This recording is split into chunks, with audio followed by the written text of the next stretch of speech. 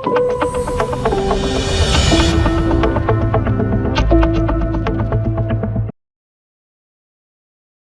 இப்போ ரீசெண்டாக IDFC first பேங்க்கில் வந்து ஒரு ஸ்கேம் நடந்தது. ஆக்சுவலாக அது என்னதான் சார்? 2 டேஸ்க்கு முன்னாடி 20ஆம் தேதி அன்றைக்கி இந்த கம்ப்ளைண்ட்டை லான்ச் பண்ணாங்க. ஐடிஎஃப்சி ஃபர்ஸ்ட் பேங்க் இது வந்து தனியார் துறை வங்கி. ஸோ இந்த வங்கியில் என்ன நடந்திருக்கு அப்படின்னா ஒரு 590 கோடி ரூபாய் வந்து ஃப்ராடு டிரான்சாக்ஷன். இது 18ஆம் தேதி அன்றைக்கி அவங்களுக்கு தெரிஞ்சிருக்கு. எங்கே அப்படின்னு பார்த்தோம் அப்படின்னா ஹரியானாவில் இருக்கிற சண்டிகர் பிரான்ச் ஐடிஎஃப்சியில் இந்த ஃப்ராட் டிரான்சாக்ஷன். அதே ஹரியானா கவர்மெண்ட்டுக்கு அதே பிரான்ச்சில் மல்டிபிள் டிபார்ட்மெண்ட்லேருந்து அக்கௌண்ட்ஸ்லாம் இருக்குது. ஸோ எல்லா அக்கௌண்ட்டையும் they will dig in to that, they will start the probing ஆடிட்லாம் ஆரம்பிச்சதுக்கப்புறம் finally they concluded almost 590 crores internal fraud transaction.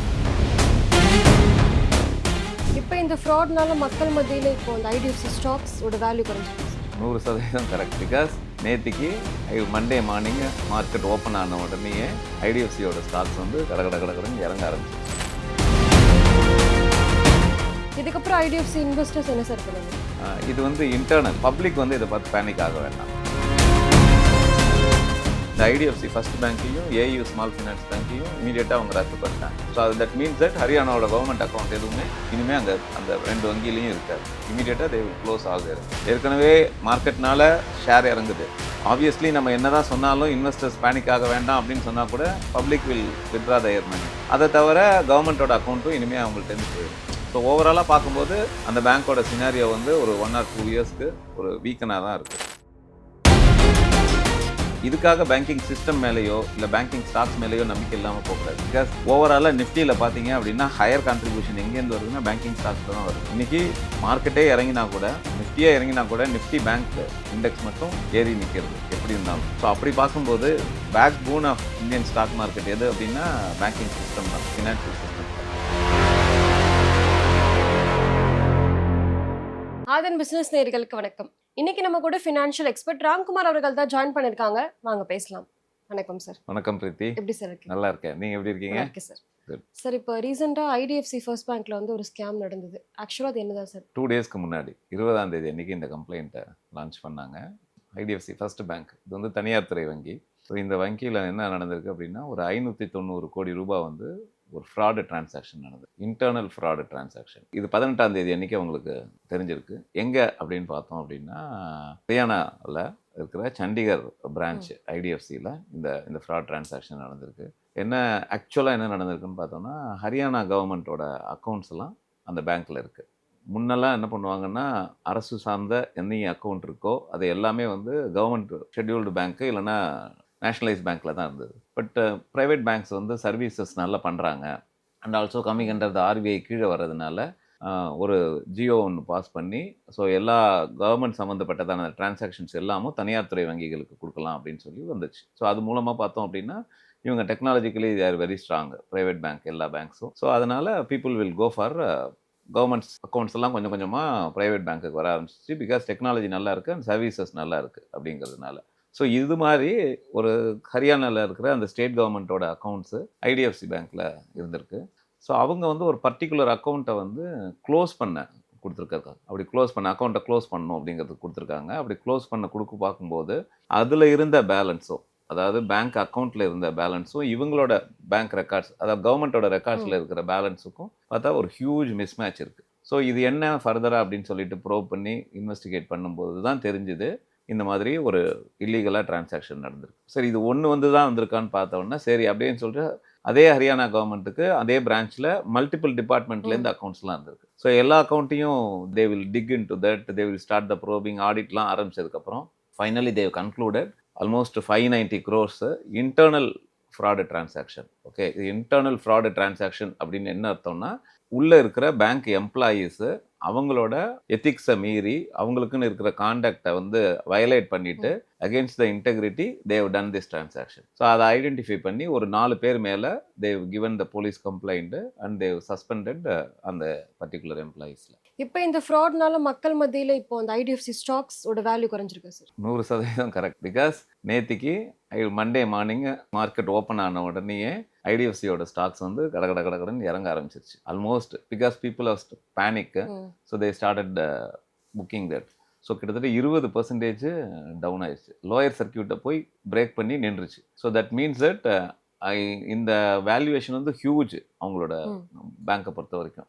இன்னொன்று நம்ம என்ன சொல்ல வரணும் அப்படின்னு பார்த்தோம்னா, இந்த 590 crores ஃப்ராடுங்கிறது அந்த பேங்க்கோட Q3யோட ரிசல்ட்டோட ப்ராஃபிட்டோட அதிகம். ஸோ ஒரு Q3 ரிசல்ட்டோட ப்ராஃபிட்டையே வந்து இந்த ஃப்ராட் டிரான்சாக்ஷன்ஸ் மூலமாக நடந்திருக்கு. ஸோ இந்த இம்பேக்ட் இருந்ததுனால இமீடியட்டாக மார்க்கெட்டில் நேற்றுக்கு அவங்களோட செல்லிங் நடக்க ஆரம்பிச்சிருச்சு. ஸோ அதனால லோயர் சர்க்கியூட்டில் வந்து ஃப்ரீஸ் பண்ணி முடிச்சாங்க. இதுக்கப்புறம் ஐடிஎஃப்சி இன்வெஸ்டர்ஸ் என்ன சார் பண்ணணும்? இது வந்து இன்டர்னல். பப்ளிக் வந்து இதை பார்த்து பேனிக் ஆக வேண்டாம். பப்ளிக் இந்த சென்ஸ் நான் சொல்கிறது டெபாசிட்டர்ஸு, அக்கௌண்ட் ஹோல்டர்ஸு இது. ஏன்னா அவங்களோட சிஇஓ மிஸ்டர் வைத்தியநாதன் வந்து ப்ரெஸ் மீட்டில் ரிலீஸ் பண்ணியிருக்காரு. இந்த ஃப்ராட் டிரான்சாக்ஷனுங்கிறது பிரான்ச் லெவலில் நடந்திருக்கிற ஃப்ராட் டிரான்சாக்ஷனு. இது எகெயின்ஸ்ட் அவர் ராம்ஸு. நாங்கள் அதுக்கான ஆடிட்லாம் பண்ண ஆரம்பிச்சிட்டோம். அதனால் பப்ளிக் இதில் பயந்துக்க வேணாம். ஸோ தேர்பை அந்த பர்டிகுலர் அக்கௌண்ட்ஸை மட்டும்தான், it is related to one isolated accounts, அதாவது ஒன்லி அந்த கவர்மெண்ட் ரிலேட்டட் அக்கௌண்ட்ஸில் மட்டும்தான் இந்த ஃப்ராட் டிரான்சாக்ஷன் நடந்திருக்கு. So it doesn't mean that public should not get panic. அவங்க மணியை வித்ரா பண்ணுறதோ அப்படின்னு. வேற நிறைய சினாரியோ நடக்கும். இங்கே இருக்கிற பேங்க்ஸ் வந்து ஓவர்சீஸில் எக்ஸ்போஷர்ஸ் வச்சுருப்பாங்க. ஸோ அங்கே அவங்களுக்கு ஒரு பெரிய லாஸ் நடந்தது அப்படின்னா, ஃபார் எக்ஸாம்பிள் ஐசிஐசிஐ பேங்க் பார்த்தீங்கன்னா ஒரு லாங் பேக், நான் சொல்கிறது 15 years 20 years பேக் முன்னாடி வந்து ஓவர்சீஸ் எக்ஸ்போஷர் இருந்தது.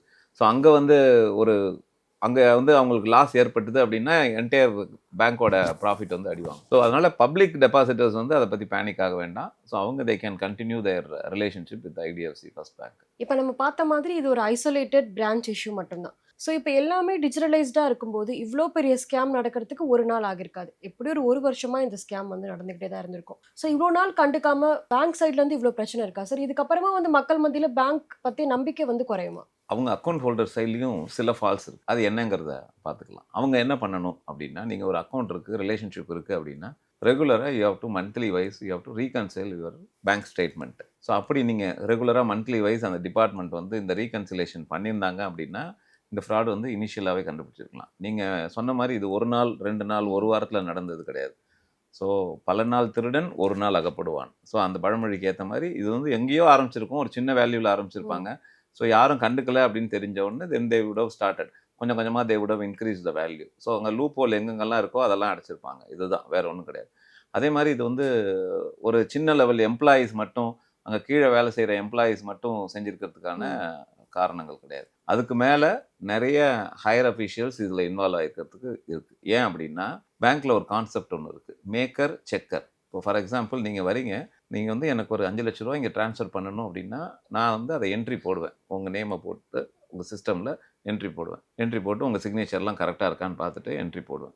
அதுக்கப்புறம் இந்த சலான் வந்து இன்னொருத்தருக்கு போகும். அவர் வந்து அதை பார்த்துட்டு வெரிஃபை பண்ணணும். இது நீ அனுப்பிச்சிருக்கிறது கரெக்டாக, இது கரெக்டாக அப்படிங்கிறத வெரிஃபை பண்ணணும். இப்போ இங்கே என்ன பண்ணியிருக்கலாம் அப்படின்னா, இந்த மேக்கரும் செக்கரும் ஒன்றா கை சேர்ந்துருக்கலாம். அப்படி கை சேர்ந்தா கூட ஃபண்டு போகும். ஹை வேல்யூ ஃபண்டு வெளியில் போகும்போது இமீடியட்டாக அவங்களோட ஹையர் அஃபீஷியல்ஸ்க்கு நோட்டிஃபிகேஷன் வரும், இந்த வவுச்சர் கரெக்டாக இருக்கா அப்படின்னு சொல்லிட்டு இமீடியட்டாக நெக்ஸ்ட் டேவே செக் பண்ணணும், இல்லைனா வீக்லி ஒன்ஸ்க்குள்ளே செக் பண்ணணும். ஸோ அதை தவிர கன்கரண்ட் ஆடிட்னு சொல்லிட்டு பேங்க்கில் monthly once they will come and they will do high value transactions என்னென்ன நடந்திருக்கோ அதெல்லாம் ஆடிட் பண்ணணும். ஸோ இங்கே வயலேஷன்ஸ் ஃப்ரம் த பேங்க் சைடும் இருந்திருக்கு. அதுதான் மேக்ஸிமம் அதிகம். ஃப்ராட் எங்கே நடந்திருக்கு அப்படின்னா பேங்க் சைடில் தான் ஃப்ராட் நடந்திருக்கு. அதை வந்து நெக்லிஜென்ஸில் அதை கண்டும் காணாமல் இருந்தது கவர்மெண்ட்டோட அஃபீஷியல்ஸ். அவங்களோட அக்கௌண்ட்டை ரீகன்சிலேஷன் பண்ணியிருந்தாங்கன்னா முதல்லே தெரிஞ்சிருக்கும். ஸோ இது இல்லாததுனால இங்கே நடந்திருக்கு. இன்னொன்றும் இந்த மாதிரியான ஹை வேல்யூ டிரான்சாக்ஷன்ஸ்க்கு எல்லாத்துக்குமே உங்களுக்கு இன்ஸ்ட்ருமெண்ட் இருக்கணும். இன்ஸ்ட்ருமெண்ட்னா என்னென்னா செக்குன்னு இருக்கணும், இல்லை லெட்டர்னு ஒன்று இருக்கணும், இல்லைனா டெபிட் இன்ஸ்ட்ரக்ஷன்ஸ்னு ஒன்று இருக்கும்.